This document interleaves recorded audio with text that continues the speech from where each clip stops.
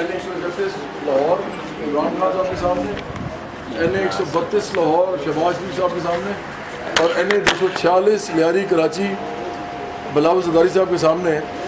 वो सिर्फ इसलिए लड़ रहे हैं क्योंकि हम समझते हैं कि ये सब स्टेटस को की पार्टीज़ हैं। ये अमीरों, सरमायादारों, जागीरदारों, लैंड माफिया, शुगर माफिया, वो पीर जो सियासत करते हैं, ये इन लोगों की पार्टीज़ हैं। तमाम माफिया से में मौजूद हैं और ये कभी भी पार्लियामेंट में जाके इलेक्टेबल्स चूँकि ये हैं, ना तो उन्होंने कभी कानून साजी की है मिडिल क्लास के लिए और गरीब लोगों के लिए या मजदूर किसान मेहनत कशों के लिए, नौजवानों के लिए, और ना ही आगे करने वाले हैं क्योंकि इनका 99% लोगों के मसाइल और उनके हल के साथ कोई ताल्लुक ही नहीं है।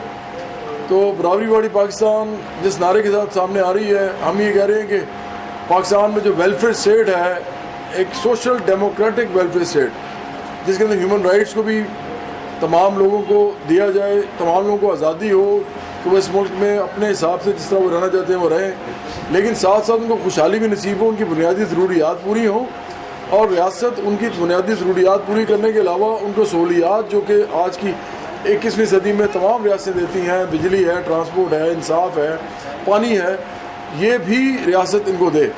तो हमने इसके लिए जो फौरी इमरजेंसी इसको मेजर कहते हैं और हम समझते हैं कि ट्रांजिशनल हमारा जो एक लोगों के साथ अबूरी जो है एक मुतालबा है, वो ये है कि रियासत तमाम लोगों को पाकिस्तान में, चाहे वो बेरोज़गार हों चाहे तनख्वाहदार हों, उनको 50,000 माहाना जो है वो मुख्तस करें उनके लिए।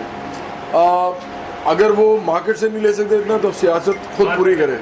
एक रियासत खुद माँ और बाप बन के लोगों की ज़िंदगी के अंदर एक तब्दीली लेके आए। लोग कम से कम इस लेवल से निकलें कि उनको 15,000 मिनिमम वेज जो दी जा रही है तमाम सूबों में, तहरीक इंसाफ भी दे रही है पख्तूनख्वा में, मुस्लिम नून भी दे रही है पंजाब में और पीपल्स पार्टी भी दे रही है सिंध में, ये कोई ऐसी रकम नहीं है जिससे कोई इंसान इंसानों की तरह रह सके।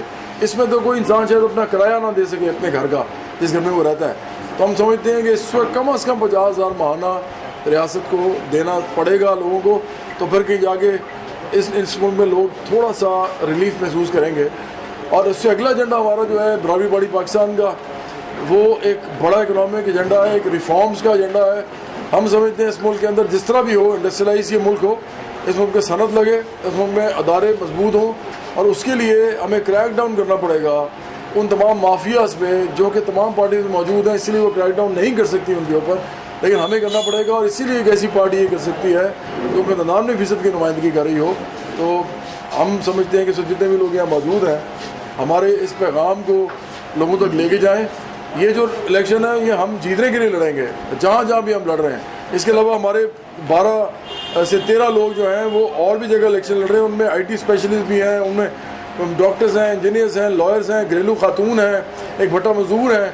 हम उन सब को भी समझते हैं कि सपोर्ट मिलनी चाहिए पूरे मुआशरे से इस वक्त, क्योंकि ये एक बदलाव का काम करने लगे हैं। बराबरी वाली पाकिस्तान एक तहरीक है, ये एक ऐसी तहरीक है जो कि इस मुल्क के अंदर यूथ को, मिडिल क्लास को और वर्किंग क्लास को पोलिटिसाइज करना चाहती है for the better, for good. क्योंकि हम समझते हैं कि लोगों को पता ही नहीं है कि उनके इश्यूज़ क्या हैं और उनके इश्यूज़ जो हैं वो अगर हैं तो वो सॉल्व कैसे होंगे।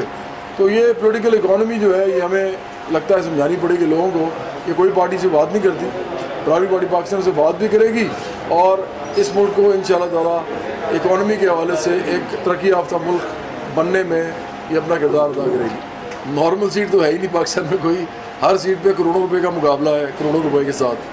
तो आप जहाँ से भी लड़े हैं आप कोशिश तो कर सकते हैं जीतने की, हम पूरी कोशिश करेंगे और इंशाल्लाह जीतेंगे भी, लेकिन जीत और हार के बारे में आप गारंटी के साथ कह नहीं सकते।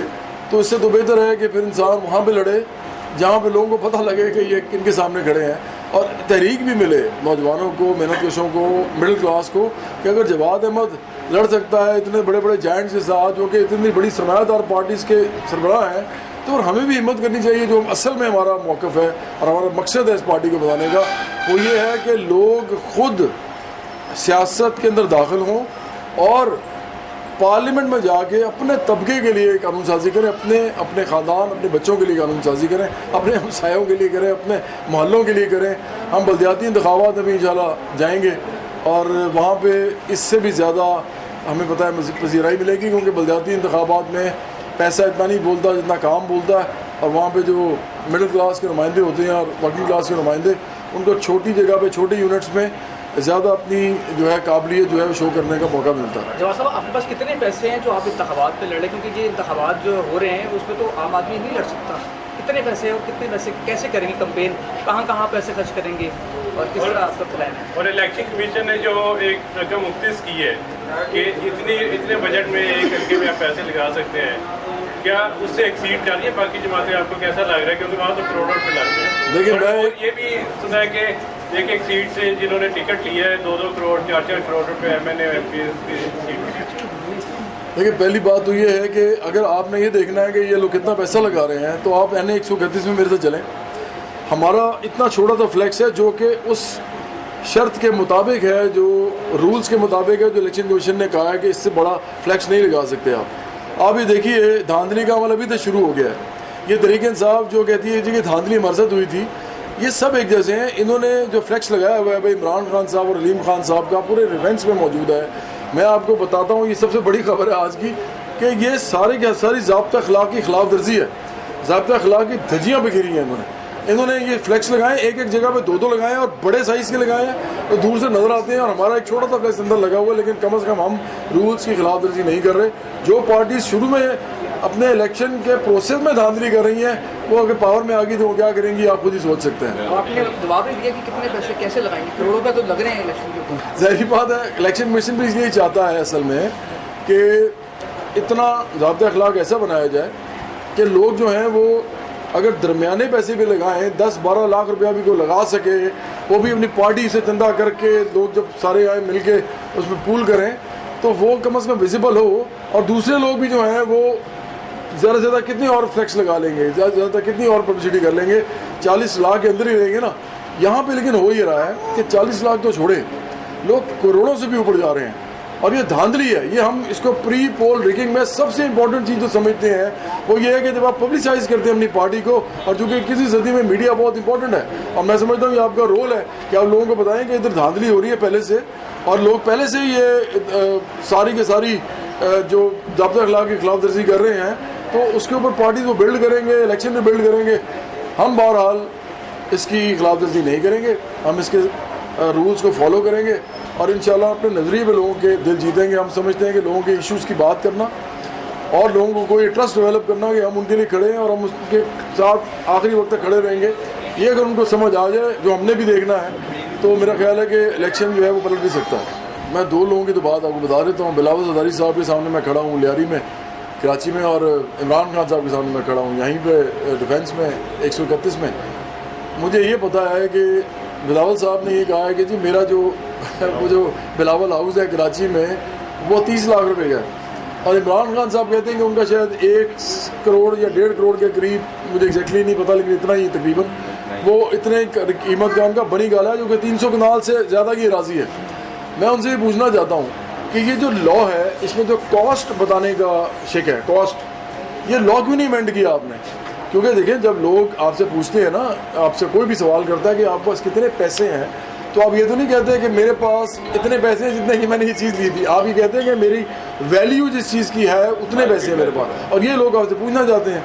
अगर आप यहाँ पे भी डंडी मार रहे हैं, और आप मतलब ऐसी डंडी मार रहे हैं जिसमें लोग आप हैरान हो सकते हैं कि ये आप क्या कह रहे हैं। खान साहब की जो प्रॉपर्टी है वो कम से कम अरबों में है। इसी तरह ये जो बिलावल साहब की प्रॉपर्टी, ये भी मतलब बहुत ज़्यादा करोड़ों में है। मुझे बताएं कि ये लोग अगर ये कहते हैं कि हम इतने इतने सिर्फ पैसों की ये राज़ी रखते हैं या ये मकान रखते हैं, और उसके अलावा इन्होंने बहुत ज़्यादा वो डिक्लेयर किया है, वो भी सारा का सारा अंडर वैल्यू उसकी दी है, तो ये क्या इलेक्शन लड़ेंगे, ये क्या लोगों के लिए कुछ करेंगे, और क्या ये इस मुल्क में कोई बदलाव का जो सबब बनेंगे? हम नहीं समझते कि ये लोग ऐसा कर सकते हैं। इन लोगों ने तो ये भी किया है कि वो जो शिकें निकाल दी थी वो सारी पार्टीज में मौजूद थी, और ये लोग सब मौजूद होते हैं जब पार्लियामेंट में तनख्वाहें बढ़ती हैं इनकी, तो ये सब के सब मौजूद होते हैं, और ये कहते हैं कि ठीक है जी तनख्वाहें बढ़ाएं हमारी, और ये सब अपनी जेबों में पैसे डालते हैं। इमरान खान साहब, ज़रदारी साहब, या उनके जितने बड़े बड़े लोग हैं पीपल्स पार्टी के, प्लस शहबाज शरीफ साहब और नवाज शरीफ साहब, ये सब लोग उतनी तनख्वाहें लेते रहे हैं, मुराद लेते रहे हैं, और भी ज़्यादा हैं तो और खुश होते हैं। इन्होंने क्या करना है किसी गरीब आदमी के लिए? ये वही लोग हैं जो उसी टाइम पे गरीब आदमी को अपने अपने सूबे में तीनों पार्टीज 15,000 रुपया मिनिमम वेज अनाउंस कर रही हैं, जबकि इनको पता है कि लोग 6,000, 8,000, 10,000 रुपये भी काम कर रहे हैं। जवाद, ये बताएं कि नवाज शरीफ, जरदारी और इमरान खान में से सबसे ज़्यादा करप्ट कौन है? ये तो मैं अब नहीं बता सकता, ये तो मेरा ख्याल है इन पे तीनों पे केसेस हों और इनको कोर्ट जो है वो सज़ा दे तो मैं बता सकता हूँ। अलबत्ता मैं ये जानता हूँ, ये मैं आपको बता सकता हूँ इतना, कि मलिक रियाज साहब एक दफ़ा आए थे टीवी पे, मैं उनसे एग्री करता हूँ। उन्होंने कहा कि इस मुल्क में कभी कोई इतना ज़्यादा पैसा कमा ही नहीं सकता जब तक वो हर किस्म की करप्शन ना करे। इवन एक दुकान नहीं चला सकते आप इस मुल्क में, और ये आप भी करके देख लीजिए, वो बिल्कुल ठीक कहते हैं। आप में से कोई भी ये हिम्मत करे, वो देखे कि वो नहीं बाकी चला सकेगा कारोबार। तो जिन लोगों को इतने बड़े पैसे, इतने ज़्यादा पैसे हैं, इतना बड़ा कारोबार है, उसमें करप्शन भी डेफिनेटली ज़्यादा होगी। उसको प्रूव करना अदालत का काम है, और उसको अदालत में उनको लोगों को लेके जाना अवाम का काम है। हम इस पर पॉलिटिक्स करना चाहेंगे बजाय कि हम कोर्ट में इनको लेके जाएं। हम पॉलिटिकली लोगों को बताएंगे कि इस मुल्क के अंदर जितना भी पैसा है वो ज़्यादातर ब्लैक मनी है और वो करप्शन से कमाया गया है। सर, आपकी मुश्किल ये है कि जो आपने कहा है कि बड़ी बड़ी फ्लैक्सेस लगाए हैं, करोड़ों रुपये लगा रहे हैं, इलेक्शन कमीशन के ज़ाब्ता अखलाक की खिलाफवर्जी की जा रही है, क्या आप इसके खिलाफ इलेक्शन कमीशन को कोई दरख्वास्त देंगे? हम बिल्कुल शिकायत करें, हम डिप्टी कमिश्नर के लेवल पे भी करेंगे, हमने कर दी है बल्कि आज, और हम इलेक्शन कमीशन को भी जो एप्लीकेशन भेजेंगे। और जिस तरह कराची में आज पता चला है कि उतरे हैं बहुत सी पार्टीज़ के बैनर्स और फ्लैक्सेस, तो मेरा ख्याल है कि यहाँ भी उतरेगी। कानून का बोलबाला होना चाहिए। इलेक्शन के अंदर ही अगर धांधली शुरू हो जाएगी तो उसके बाद पूरे 5 साल भी धांधली होती रहेगी हर लिहाज से अवाम के साथ।